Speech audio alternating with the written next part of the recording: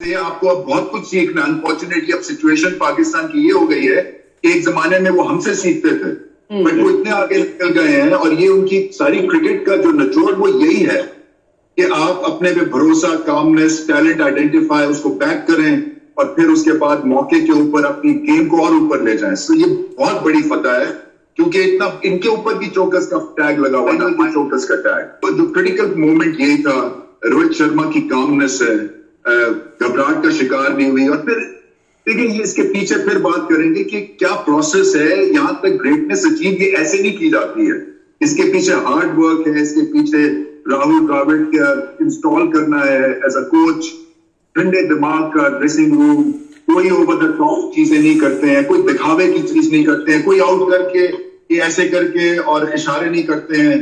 तो ये आपको सीखने वाली चीज। नमस्कार दोस्तों, जय होता था क्लासन का, जिसमें मैंने जिक्र किया इंट्रो में, वो एक ही मोमेंट था। आपके ख्याल में क्या ऐसी चीजें इंडिया ने बेहतर की कि वो फाइनल जीत पाए? नर्व्स पे कंट्रोल, एक इनर बिलीव के हम जीतेंगे, क्योंकि वो जो क्लासन ने 24 या 25 रन लिए अक्षर पटेल के ओवर में, कोई भी टीम जो है वो बैठ जाती, क्योंकि उसके बाद रन बॉल खेलना था साउथ अफ्रीका को और मैच उनकी पॉकेट में था। मगर बुमराह देखें, बुमराह जो इस वक्त बॉलिंग कर रहे हैं, ये मेरे ख्याल की ये तीनों फॉर्मेट की जो अगर आप हिस्ट्री उठाएंगे ना तो ये नंबर 1 पे होंगे तीनों फॉर्मेट की क्रिकेट। ये उस दौर से गुजर रहे हैं जहां पे ये चाहते हैं बॉल जो है वहां गिरता है, और इनकी बात है यहाँ पे टेक्निकल एतबार से और मेंटल एक तो टफनेस के एतबार से ऐसा कोई बॉलर ऑफ लेट मैंने तो नहीं देखा। बड़े बड़े ग्रेट बॉलर्स हुए ओवर पीरियड ऑफ टाइम।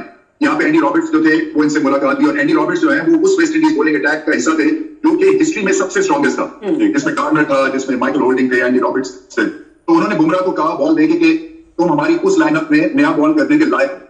तो आप सोचिए इनको जो ग्रेट्स ऑफ द गेम कैसे इसको क्रिएट कर रहे हैं। सो वही जो क्रिटिकल मोमेंट यही था, रोहित शर्मा की कामनेस है, घबराहट का शिकार नहीं हुई। और फिर लेकिन इसके पीछे फिर बात करेंगे कि क्या प्रोसेस है, यहाँ तक ग्रेटनेस अचीव ऐसे नहीं की जाती है। ठीक है उनकी मैच से पहले तो आप बोल सकते थे कि इंडिया डिजर्व, सही है, सही है। जो क्लासन ने इनिंग्स खेली थी उसके बाद मेरा ख्याल है साउथ अफ्रीका को जीतना चाहिए था 100%। ये मैच उन्हें भी यकीन नहीं आएगा। और जब भी शाहिद भाई ने कैच की बात करी, कमाल, एक अक्षर पटेल का कैच, सही, एक स्काई का कैच, उन्होंने बता दिया कि वो लोग ऊपर ही जा रहे हैं। नजीब साहब, इतनी प्रेशर सिचुएशन में आप बाउंड्री लाइन की नोक पे खड़े हैं, आखिरी ओवर है, 6 पे 16 चाहिए। आपको पता है कि अगर ये गया तो फिर 5 पे 10 है, यानी वर्ल्ड कप, वो वर्ल्ड कप पकड़ा है असल में। उन्होंने बार बार वर्ल्ड कप पकड़ा है, छोड़ा है, पकड़ा है, फिर आखिर जो है वो होल्ड कर लिया है। देखिए यही तो बात है, नर्व्स पे काबू रखना जो हम बिग मैच का कहते हैं, वही इंपॉर्टेंट चीज होती है। और जिस तरह से क्लासन मार रहे थे और जो शानदार उन्होंने इनिंग खेली है, उसके बाद सिर्फ नर्व्स पे काबू रखा, waiting for one chance. Chance उन्हें मिला क्लासन के आउट होने के बाद, और उन्होंने बड़ी खूबसूरती से ग्रैब किया।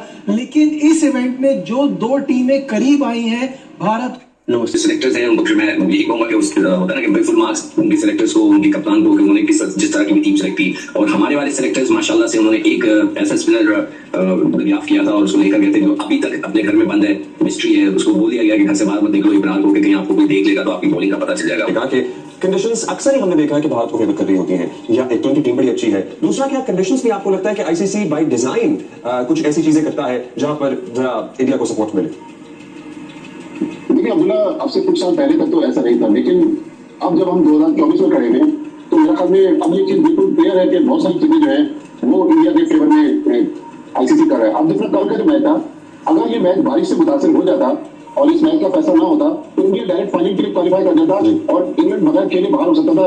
जबकि जो पहला सेमीफाइनल था पाकिस्तान और साउथ अफ्रीका का, उसके लिए रिजर्व में रखा गया था। तो मतलब सारे कवानीन जो हैं वो आईसीसी इंडिया के लिए, इंडिया की मर्जी से बना रहा है। उनकी टीमें अपनी मर्जी के रूलों में रहती हैं, उनकी टीमें अपनी मर्जी से ट्रेवल करती हैं। तो ये समझ में नहीं आ रहा कि जो टेस्ट प्लेइंग कंट्रीज हैं जिनका विश्व में आईसीसी बोर्ड है, जिस बोर्ड ऑफ डायरेक्टर्स में पीसीबी चेयरमैन मोहसिन नकवी भी है, हमारी तरफ से हमने नहीं देखा कि किसी ने जाके आईसीसी मीटिंग में आवाज उठाई हो। लेकिन इंडिया के लोग इतने पावरफुल हैं कि वो पूरी वर्ल्ड क्रिकेट को डिक्टेट कर रहे हैं। और ये करवानी जो पिच थी, ठीक है, अफगानिस्तान की पिच